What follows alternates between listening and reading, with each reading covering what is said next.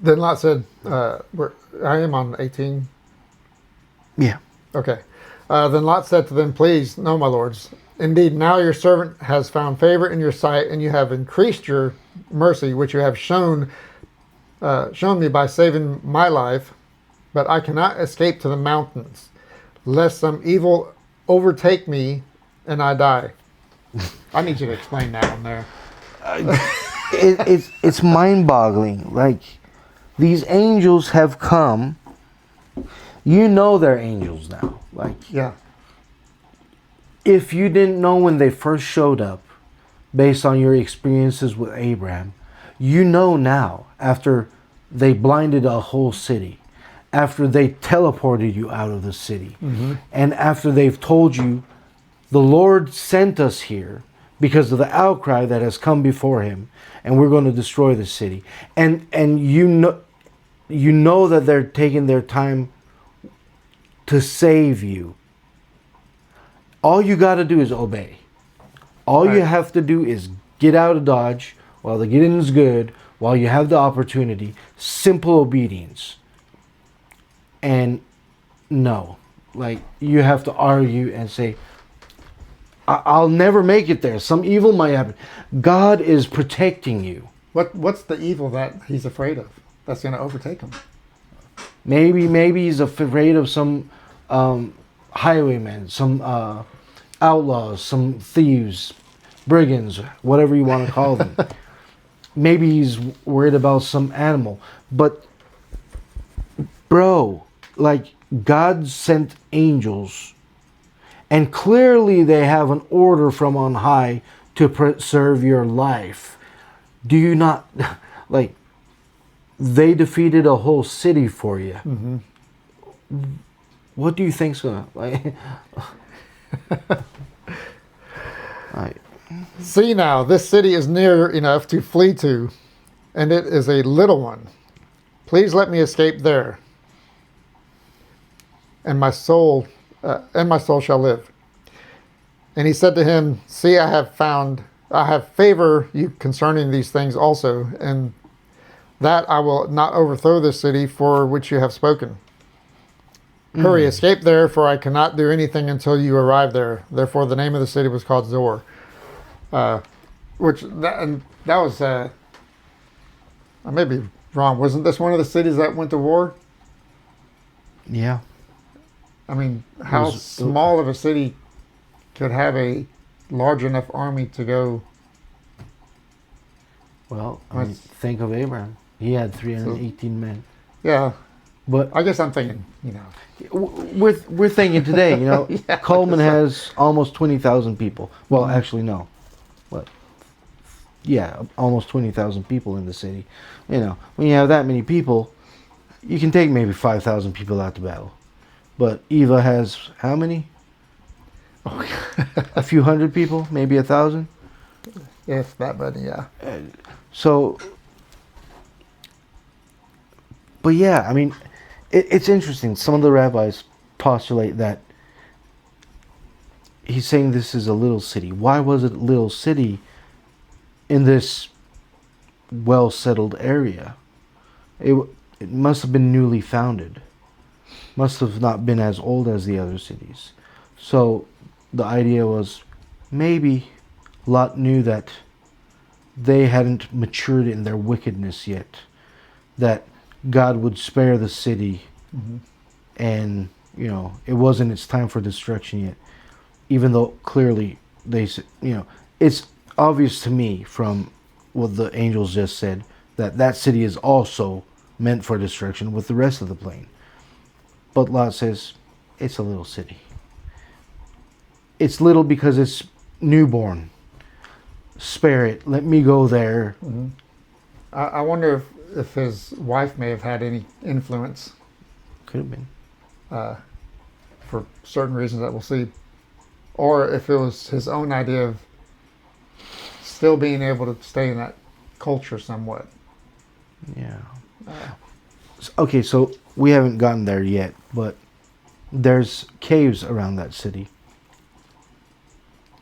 And what we do know is that those caves were used by the merchants by the people of the city as storage, storage lockers. You know, people would keep their excess wine, grain, animals, whatever in there. So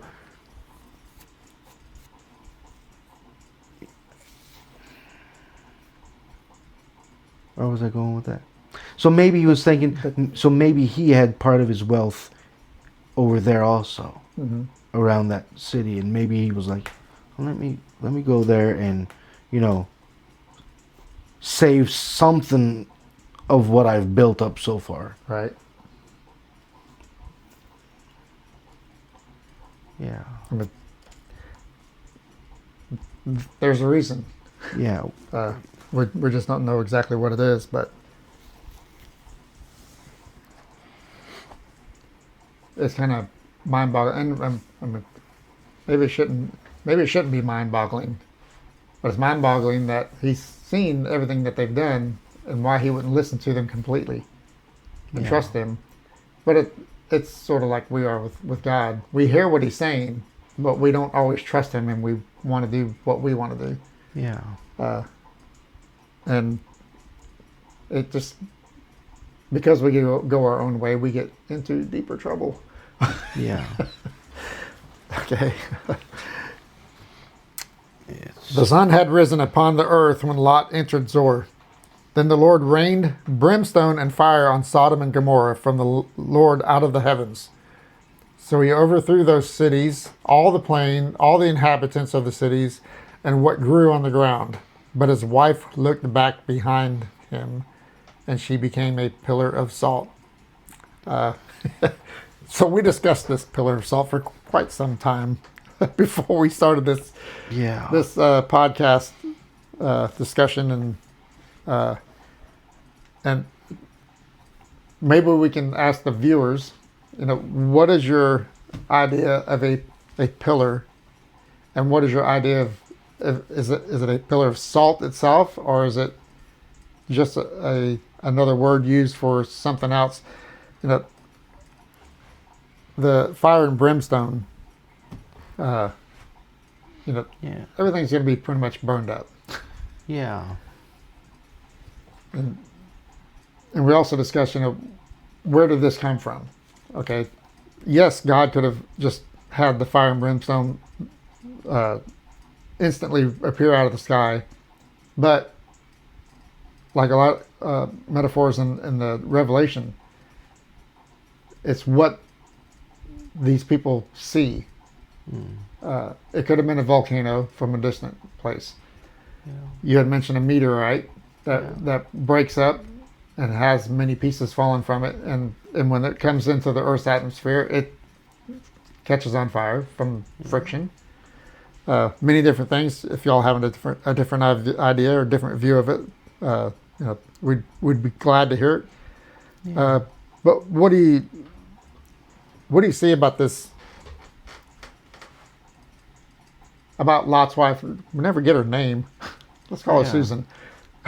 But we never get her. Susan. We never get her name.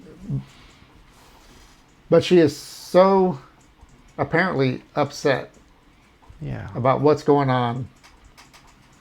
And in my opinion, I don't think it's just an automatic, she just turned around and looked and then turned into, I think there was something more to just the turnaround, the physical turnaround. Yeah. I think there was a posturing of the heart, like you were saying earlier. Her whole life is going up in smoke. No pun intended. Maybe intended. Who knows? Poof. But, I mean, everything she knew, everything she valued, she was one of the ladies of the society. Probably. She was aristocracy for all intents and purposes. For a foreigner to be able to come and sit in the city gates means that they were creme de la creme of the society. Mm-hmm.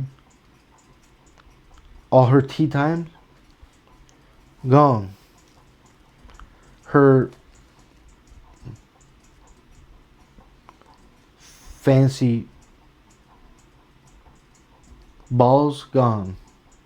Well, I mean, they've lost everything, They've lost everything. you know, and now they go from like you were saying, a position of importance to we're just poor people now. Yeah. I mean, her family probably was right there. It's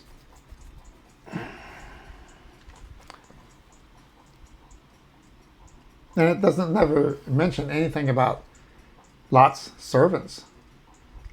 All of that's lost. yeah. It's just these few people that were pulled out.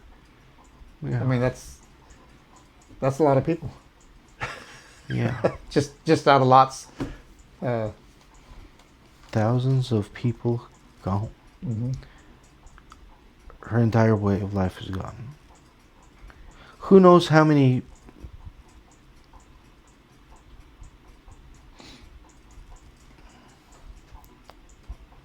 yeah. I mean, I'm trying to put myself in her shoes and I can't. I can't neither because of I can't put myself in her shoes because of her wealth and the loss of it. I can't put myself in her shoes because of the loss of her family. I can't wrap my head around her hopes, dreams, and desires, and her way of thinking. I You know, this kind of reminds me of the big stock market crash, where people lost everything and committed suicide because they couldn't handle the fact of they've lost every dime that they've ever had. They were rich, they had power and so on, but all of a sudden it's gone. yeah.